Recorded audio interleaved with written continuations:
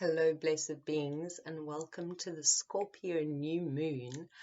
I hope that this finds you well and that you had an incredible weekend, Halloween weekend, whatever you got up to. So that is in fact why I come dressed up this evening. I figured it's still close enough to Halloween to get away with being a little bit more eccentric than usual. And also because I was thinking back on our last new moon reading and how it was so much a process of, or an energy rather, of extreme death and transformation, but really also the remembering of the lightness and the fun and the need for fun in our lives and in the midst of transformation and new things. So I'm going to do a mirror reading for you here this evening or this morning, wherever you may be. Remember that energies are interchangeable. Read it however it resonates with you, although I refer to the yin and the yang aspects, however that manifests in your situation, whether it's your divine dualities, whether it is your partner, your twin flame, the situation you're dealing with, whatever makes sense for you. So, lovely ones, last shuffle.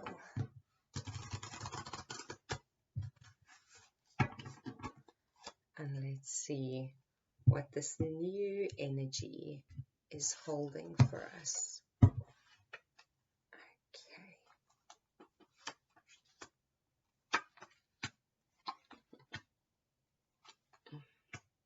Oh, wow.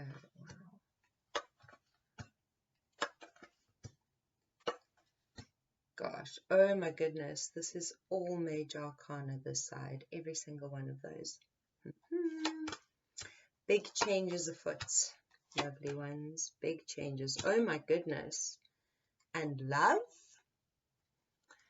So my intention with this channel was to honestly steer away from love readings, not because they are not my absolute guilty pleasure. I thoroughly enjoy me love readings. But because I feel there's so many people out there doing it wonderfully and in so many different and fantastic ways. So that's not what I aim for, but this might just be a love reading. Let's see. Okay. I'm just thinking about the top and the bottom of the deck, but I'm not too sure about these energies on the whole yet. But anyway, at the top of the deck, we have experiencing, and bottom of the deck, clinging to the past. So I think there's this something between the two and needing to, we'll come back to those. As I say, I'm not actually 1000% sure on where that's quite leading us. So let's start off.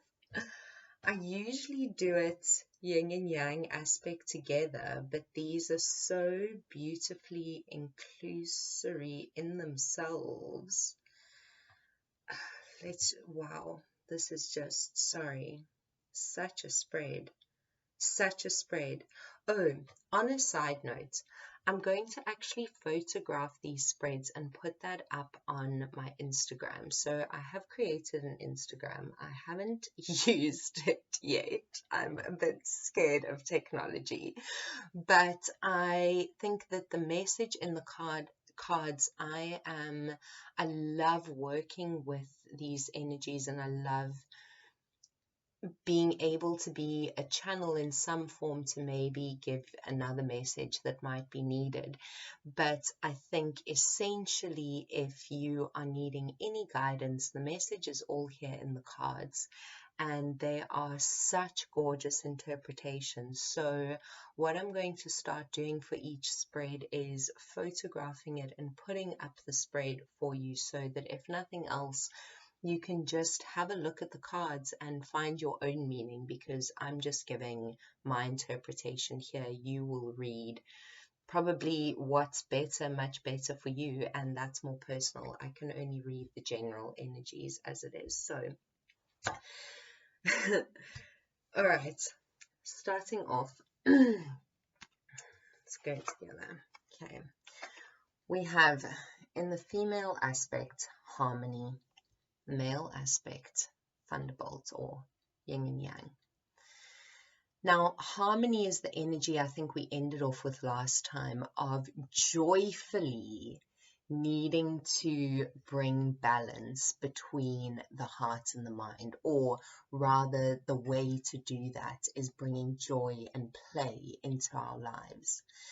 Now, in a comparison, I feel like this is what the female aspect is perhaps striving for and maybe managing to achieve. This harmony, this overflowing of emotion, but not a erratic emotion. It's perfectly calm. It's still waters. It's not erupting. Versus in the yang aspect, the thunderbolt. So it's equally it's a lot more of a transformative and shocking energy, shocking to the system. And I think that is what we're being asked to look at. You can do things the hard way or the easy way. And I think we can often hit our heads against the same brick wall many times. So it's perhaps just a reminder that if you are doing things in this thunderbolt, in this extreme way, remember that there is a way to bring balance equally, or change to a situation in a harmonious way versus a catastrophic way. These cards. So moving on to the heart space. In feminine, we have the Fool, and yang, we have breakthrough. Now, the Fool, also just major arcana, both in the same point. And the fact that, this is just gorgeous. This is why I say this really has the energy of a love reading, because in the heart aspect, we have this shining heart breaking through. And I often think they are geometric shapes, but I often think it looks like hearts, or almost pieces of hearts, just exploding from him. He has so many hearts. And the Fool is the ultimate trusting of everything, but particularly in love. It's that, or not particularly, but in whatever situation, letting go completely and being open to being a fool, not being afraid of wearing a silly tiara just because it makes you smile. So jumping forth and finding that it's a freeing energy in both aspects, an incredible, a breakthrough to the leaping forward into a new chapter, maybe a new taking care of yourself also. The fact that it wouldn't have been for everyone, but the fact that the Master came out in the last reading that I did here, I thought was so poignant, in that it's a completely new energy that's breaking forth. And that's the most exciting part. We get stuck in the thinking that our lives are routine and that they have to be the same. And the Fool and breakthrough, just there is so much more beyond if we leap forth. And in the top, beyond illusion for the yang, and courage for the yin. Again, major arcana. This is big stuff that is being dealt with. These are not small issues. So if you've been feeling like you've been going through an intense time, a thunderbolt time, it's not you. They're big things afoot. So Courage is the strength card in Right Away. And beyond illusion equates to I always think we are the world, and it's not we are the world, that's Osho's. But it's the final card in the deck. So going from an extreme, completing the cycle, needing to take strength, take courage, the transformation is happening, and it's happening absolutely beautifully. There is a new vision being born here. And just notice with the yellow within the blue white and matching with the Buddha face and the butterfly, it reminds me of the yin and yang. It's always within the balancing, within the dualities, but really just beautiful, just expansion happening. I'm just getting caught by this outline of red all around here. So I think a coming to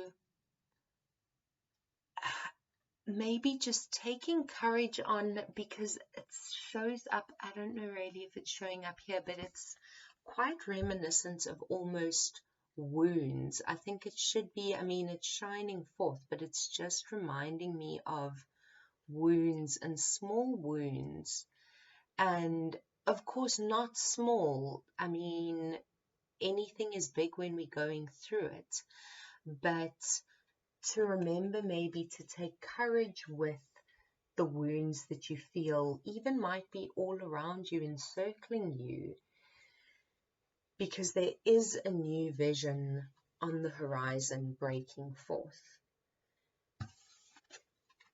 In the spirit aspect, feminine patience, masculine integration.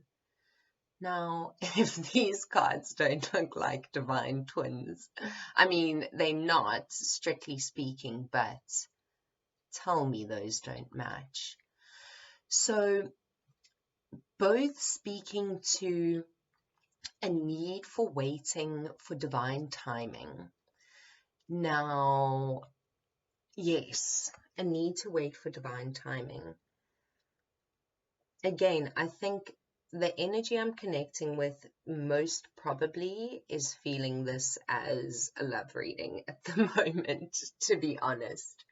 But truly the stepping into the absolute feminine in the yin, and not just the divine masculine, but the divine balance of the masculine. And that brings forth, again, a completely new way of thinking, a completely new vision and way of being. All major arcana in the yang aspect, and this is the other interpretation, is the internal aspect. So big things afoot for everybody. Then in the mixing of the energies, I'm going to do, I think, just all three together. Or, okay, yes, all three. We have participation, ordinariness, and the lovers. Now, participation equates to the marriage card, in fact, in Right Away. So again, and not to nail it too hard, but yes, I think for many of you, a coming back to the self and the community, both jointly leading to this divine love that you might be seeking. And also remember, not just this is a beautiful coming to the self. This is an absolute mirroring. Yes, these are divine twins, twin flames, if you will, but this is also the finding the duality within before it breaks forth in the heart. I'm also just noticing the progression from the 4 to the 8. So yes, a beautiful moving forward, internally or externally. Now, in our inward aspects, have ripeness, well, totality, and celebration. Now, ripeness, I think, is such a gorgeous card. I just want to show you the similarities here with the Fool and this beautiful seeking the horizon beyond in both of them. But now, ripeness, I feel, is an incredible twist on the way we interpret death, where it isn't an incredibly an all-consumingly ending, but where it's a natural process of something reaching its fruition of life and falling from the tree. So the absolute abundance and releasing into the next thing, knowing that it is natural, and the fact that then that leads to totality. This speaks to the trusting, just trusting, and that moment of letting go, and where you could absolutely fall and hit the ground, but know the universe holds you even when you feel like you are falling and hitting the ground. That's what's meant to be happening, as horrible as that is. But we always have to come back to this point of just trust and take heart that truly release into that right now. The universe has your back, and leading to celebration. Again, a wedding card for some of you, but a celebration, a learning to dance in the rain, no matter what the circumstances, no matter what scary things are afoot, what exciting things are afoot, being able to celebrate equally the joys and the sorrows, the puddles in life. I'm just getting here as well, learning to just dance with our emotions instead of getting so completely bogged down in them. Letting them flow, playing with them, playing with life. And in the middle, we have abundance. King of Rainbows or King of Pentacles. And again, extreme similarities between these two. An absolute duality between yin and yang, our inner aspects, our darkness and our light. There's been a lot of deep work, deep self-reflection happening, and it's amplified by the Scorpio energy. But again, I feel like it's being amplified in a non-stereotypical way. We think that Scorpio is death and destruction and awful and stinging, or not always, of course. Love you, Scorpios. But that all signs and all aspects have those different dualities to them, those different sides to them. So also just remembering that in the death is the flip side of the life, and can be more of an energy of rebirth, not just blackness and the ending that we need to focus on. So, coming back to our overall energy and then under the deck, there's a calling to be in the moment, no matter where that is, no matter what that is. And I think, especially if this wasn't a love reading for you, a enjoyment, or actually, in fact, even if it was, an enjoyment of wherever you are, and particularly in your aloneness. I absolutely love the quote of, for anybody to be in your life, they need to beat your alone. And so to remember the joys that you find in the small things, in connecting with things around you and with yourself. This is very much a connecting with yourself and embracing life, literally. I was just getting such an energy of the glowing around this tree and them both, and that not only is she hugging the tree, but that the tree is hugging her back. And so to remember again that you are really held, these colors are so similar, but that you are really held in this transformative time. And then maybe just clinging to the past, the Five of Cups in right away, it's being so focused on the past that you're not noticing the joys all around you in the present moment. This figure is surrounded by stars. It's surrounded by what almost looks like the most spectacular eclipse happening, but they are so stuck in the games, in the mind games, that they can't see that they are absolutely in and among the stars. So to really come back, really hone in and focus on the self. Beautiful ones, I feel like I want to pull one more card for you. There we go. That was easy. I hope this reading has found you well. Okay, projections. So 7 of Cups. Now, in traditional right away, the 7 of Cups is very much a testing energy. And I mean testing in and needing to find what works for you. And I think that can be interpreted negatively, but remember that that is also what we have this life for. It is to play and grow and change and try different things, and in the trying different things realize what truly works for us.